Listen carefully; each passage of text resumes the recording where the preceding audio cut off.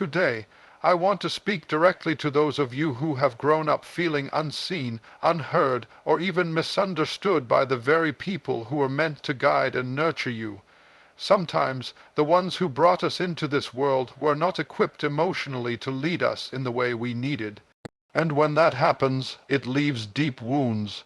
But here's the truth. God's grace and your determination can guide you to healing. Emotionally immature parents can manifest in many ways.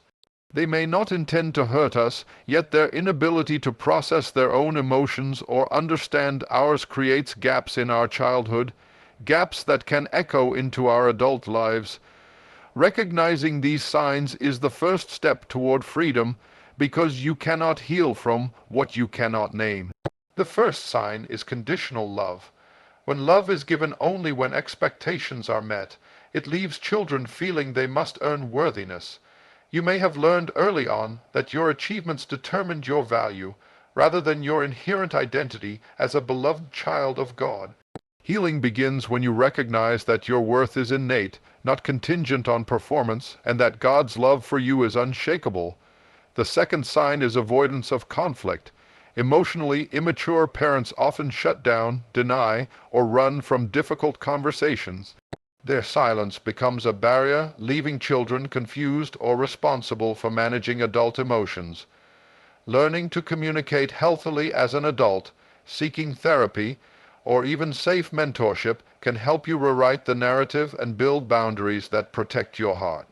The third sign is lack of empathy. If your feelings were minimized, mocked, or ignored, you may have internalized that your emotions were invalid. Healing begins with acknowledging your pain and giving yourself permission to feel fully, to grieve, and to embrace the compassion that may have been missing in childhood. It's through this self-empathy that you learn to care for yourself and receive care from others without fear. The fourth sign is inability to acknowledge wounds. When a parent refuses to take responsibility for their actions, it can leave children carrying guilt or shame that is not theirs to bear. Releasing this weight requires spiritual insight and emotional courage. Forgiveness is not excusing. It is choosing to step out of the shadows of hurt and reclaim your peace. Healing from these experiences is not an overnight process. It takes prayer, reflection, and sometimes guidance from those who walk in wisdom and grace. But with every step you take toward understanding, forgiving, and setting healthy boundaries, you reclaim your narrative. You transform from a child seeking validation to an empowered adult walking in freedom and purpose. Conditional love is one of the most subtle, yet deeply wounding experiences a child can endure. It is the type of love that measures your worth by your accomplishments, your behavior, your ability to meet expectations. It is the love that whispers, sometimes softly, sometimes sharply, that you are only valuable when you succeed, when you obey, when you perform, and for a child, this becomes the foundation of their understanding of themselves and the world around them. When you grow up under conditional love, you learn early that love is not constant. It is a reward earned through approval, achievements, or meeting someone else's standards. You begin to measure yourself not by who you are, but by how well you can please others, and this pattern often follows you into adulthood, shaping relationships, self-esteem, and your very sense of identity. Living under conditional love can create a profound internal tension. You want to please, to succeed, to be recognized, but no matter how much you achieve, you may feel that it is never enough. Perhaps as a child, your report card had to be perfect, your behavior flawless, or your choices carefully curated to avoid criticism. When mistakes were made, love may have felt distant, withheld, or diminished. The message, whether overt or subtle, is clear. Love is contingent, and that message lingers long after childhood, influencing the way you seek approval in friendships, romantic relationships, workplaces, and even within your own family. You might unconsciously continue the pattern, giving too much, sacrificing your own needs, or fearing that your inherent self is insufficient. Healing from conditional love begins with recognition. You cannot change what you do not see. It is essential to pause and reflect, to honestly acknowledge that the experiences you had were not about your worth. They were about the limitations of those who were meant to guide you. Conditional love is a reflection of emotional immaturity, not a reflection of your value. Understanding this truth is the first step in breaking free from its grip. When you accept that your worth is inherent and not tied to performance, you begin to shift from a life of striving to a life of being. You start to see that God's love, unlike conditional love, does not fluctuate based on your success or failure. It is steady, unchanging, and freely given. Another step in the healing process is learning to affirm yourself. For those who grew up under conditional love, self-affirmation may feel strange, even uncomfortable. You might hesitate to say, "I am enough," or "I am worthy of love," because those phrases do not match the messages you received in childhood. Yet these affirmations are not just words, they are declarations of truth. Each time you affirm your inherent worth, you counter the lies of the past. You teach your heart to accept love for who you are, not for what you can achieve. It is a process of retraining your soul, of breaking old patterns and planting new seeds of security, confidence, and identity in a love that is unshakable. Boundaries are also critical in healing from conditional love. Many who have experienced this pattern struggle with saying no, fearing that refusal will result in rejection or withdrawal of affection. Yet setting boundaries is an act of self-respect and a declaration that your value is not negotiable. It is an acknowledgement that your emotional well-being matters. Boundaries allow you to step away from relationships, situations, or expectations that perpetuate feelings of conditional worth. By doing so, you create space to embrace healthy, affirming connections that recognize and celebrate you simply for being you. Finally, the journey of healing involves embracing the freedom to make mistakes. Conditional love often instills fear of failure. You may avoid risks, fear judgment, or overanalyze decisions, all in an effort to maintain acceptance. Healing requires stepping. Avoidance of conflict is one of the quiet, often invisible scars that emotionally immature parents leave on their children. It is not always dramatic or loud, but it is persistent and deeply shaping.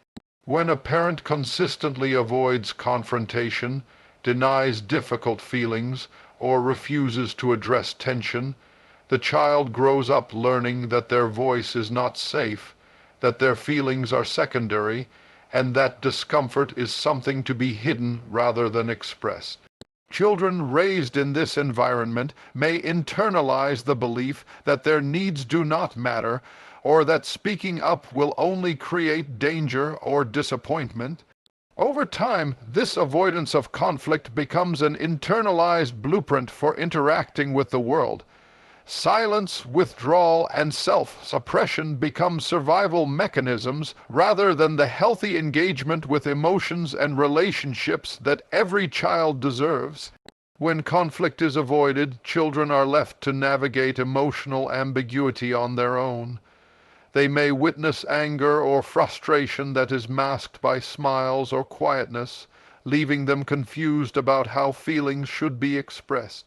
They may feel responsible for the emotional climate, learning to manage moods that are not theirs, often at the expense of their own authentic self-expression. This creates a tension within. The desire to be seen and heard clashes with the learned habit of stepping back, holding in feelings, and prioritizing the comfort of others. Over time, these patterns can manifest in adulthood as difficulty asserting oneself, fear of confrontation, or a tendency to avoid situations that may cause discomfort, even when addressing them could lead to growth, clarity, or resolution. Healing from avoidance of conflict begins with awareness. Recognizing the patterns in your upbringing is crucial. It is not about blaming those who raised you, but understanding how their inability to confront emotions affected you. When you see this pattern, you gain the power to interrupt it in your own life. Awareness allows you to identify moments where you are suppressing your feelings. Staying silent lack of empathy is one of the most painful realities to grow up with, because it communicates, often without words, that your feelings, your experiences, and your inner life are insignificant. When emotionally immature parents are unable to empathize, they may dismiss your emotions, criticize your struggles, or respond with indifference or even impatience. This lack of emotional resonance leaves a child feeling unseen, unheard, and unworthy of care. From a young age, you learn that expressing your pain may not bring comfort, that your tears may be inconvenient, and that your heart's deepest needs may be met with silence or judgment rather than understanding. The effect of this is profound, shaping not only your perception of yourself, but also your approach to relationships, trust, and emotional vulnerability in adulthood. Growing up with a lack of empathy often leads children to internalize a damaging narrative, that their feelings are too much, that their experiences are not valid, or that they must hide their true selves to maintain peace or approval. You may have learned to become hyper, vigilant, reading others' moods and adjusting your behavior to avoid conflict or rejection. You may have developed a deep sensitivity to the emotions of those around you, sometimes at the cost of losing touch with your own feelings. This constant self-monitoring becomes a survival strategy, but it also carries the hidden weight of self, doubt and fear, because you are left navigating life without the reassurance that your emotions matter or that they are worth honoring. The journey of healing from a lack of empathy begins with acknowledgement. You must first recognize and affirm the reality of your experiences, your pain, your hurt, your feelings. They are real and valid. No one's inability to validate you diminishes the truth of your experience. This acknowledgement is a critical step because so often we internalize the messages of our past, believing that because someone failed to recognize our worth, we ourselves are unworthy. Healing requires naming the truth, that the inability to acknowledge wounds is one of the most profound struggles children of emotionally immature parents face. When those who are meant to nurture and guide us refuse to recognize the pain they may have caused, whether intentionally or unintentionally, it leaves an invisible scar that can echo through the years. Children grow up feeling as though their suffering does not matter, as though their feelings are inconvenient or unworthy of recognition. The wounds, therefore, remain unspoken, unprocessed, and often misunderstood, creating layers of unresolved emotion that can follow into adulthood. When a parent cannot acknowledge the hurt they have inflicted, it can create confusion, self-doubt, and even a misplaced sense of responsibility. A child may ask themselves repeatedly, was it really that bad? Was I too sensitive? Did I cause this? In reality, the issue was never with the child. It was with the inability of the parent to face the truth of their own actions or shortcomings. This inability to acknowledge wounds teaches children to silence themselves. Over time, they learn that expressing pain does not lead to resolution, but may instead lead to dismissal, anger, or avoidance. They may begin to hide their struggles, burying grief, disappointment, and hurt deep within their hearts. The consequences of this pattern are profound. Children grow up questioning their own perceptions, doubting the legitimacy of their feelings, and struggling to fully trust others with their vulnerability. They may become adults who avoid conflict, suppress emotion, or remain in relationships that echo the same patterns, subconsciously waiting for the validation that was never received. The unacknowledged wounds of the past create an ongoing cycle of silent suffering that can feel isolating, confusing, and heavy, as if the pain belongs solely to them and must be carried alone. Setting healthy boundaries is one of the most powerful acts of self-respect and spiritual maturity a person can undertake. especially for those who have grown up with emotionally immature parents. Many children raised in such environments learn early that their feelings, needs, and desires are secondary to the comfort and expectations of others. They are taught, whether overtly or subtly, that to be loved, they must endure discomfort, tolerate disrespect, or sacrifice their own well-being to maintain peace. As adults, this can manifest in lives where the heart is overextended, where saying no feels impossible, and where personal space emotional, physical, and mentally is constantly compromised. Learning to set boundaries is not an act of rebellion against family or faith. Rather, it is a courageous step toward living in truth, honoring God's design for your life and protecting the sacredness of your soul. Boundaries are often misunderstood. Some think that setting a boundary means cutting off love or abandoning those who hurt us. In reality, boundaries are about clarity, protection, and defining what is acceptable for your emotional, mental, and spiritual health. They communicate to others and even to ourselves that our feelings matter, that our well-being is important, and that we are worthy of respect. When boundaries are absent, we risk being pulled into patterns of manipulation, neglect, or repeated hurt.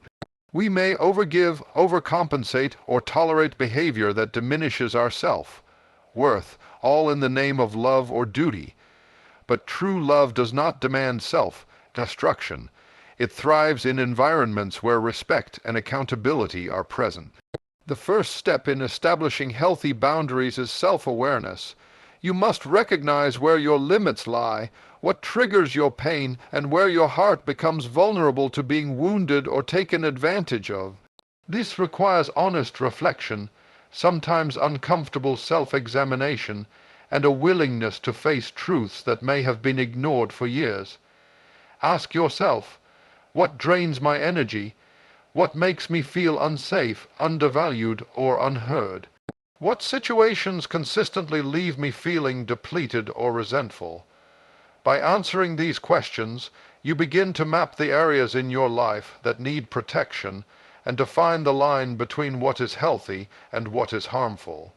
Once awareness is cultivated, it is essential to practice assertiveness in communicating boundaries.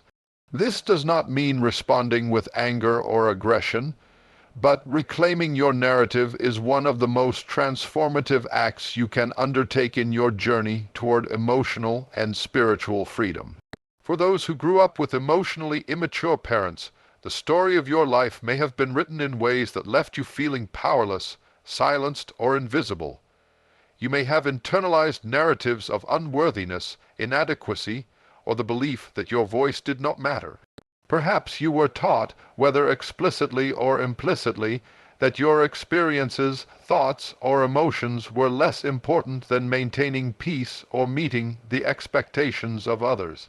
These imposed stories, carried over years of childhood and adolescence, can shape the way you see yourself and how you navigate the world. Reclaiming your narrative means stepping into the truth of your life with courage, clarity, and authority, understanding that the chapters of your past do not define the totality of your story, and embracing your power to write a new one with intention, hope, and purpose. The first step in reclaiming your narrative is recognizing the ways your story has been influenced by others. It requires reflection, honesty, and sometimes painful acknowledgement of the messages you received growing up. Perhaps you were told you were too sensitive, too bold, too quiet, or too demanding. Maybe your achievements were minimized, your struggles dismissed, or your dreams overlooked. Recognizing these patterns allows you to separate the distorted reflections cast by emotionally immature parents from the reality of who you truly are. This is not a process of blame, but a process of clarity. Understanding that the narratives you absorbed were not reflections of your worth, but of the limitations of those who were meant to guide you. By identifying these false stories, you take the first step in reclaiming control over the way you define yourself. Reclaiming your narrative also requires embracing your voice, For many who have grown up in environments where expression was limited or discouraged, speaking up can feel daunting. Yet your voice is a powerful tool as we come to the close of this journey together. I want you to pause and hear this truth. Your past does not define your future. The experiences of conditional love, avoidance of conflict, lack of empathy, and the inability of others to acknowledge your wounds may have shaped your childhood, but they do not have the final word over your life. Healing is possible, restoration is possible, and freedom is possible. You have the power, by God's grace and through your intentional choices, to reclaim your narrative, set healthy boundaries, and embrace your worth in a way that no one's limitations can ever take away. Remember that recognizing these patterns is not about blame. It is about clarity. It is about seeing the truth of your upbringing, understanding how it affected you, and choosing a different path for yourself. It is about giving yourself permission to feel, to grieve, and to honor your journey without shame. It is about learning that your voice matters, that your emotions matter, and that your story deserves to be told on your terms. Healing requires courage, it requires patience, it requires faith that God can bring beauty from brokenness, light from darkness, and purpose from pain. Every step you take toward understanding, forgiveness, and self-compassion is a step toward freedom. Boundaries, self-affirmation, and reclaiming your voice are not acts of selfishness. They are acts of empowerment, declarations that you will no longer allow the limitations of others to dictate your identity or your destiny. So today, make a choice. Choose to honor your journey. Choose to stand in your truth. Choose to embrace the life you are always meant to live, whole, confident, resilient, and anchored in the unchanging love of God. Your past may have shaped you, but it does not have to imprison you. You are not defined by what you endured. You are defined by how you rise, how you heal, and how you walk forward in freedom, purpose, and unshakable identity. Your story is yours to reclaim. Speak it boldly, live it fully, and know that with every step of healing, you are walking into a life of wholeness, hope, and victory.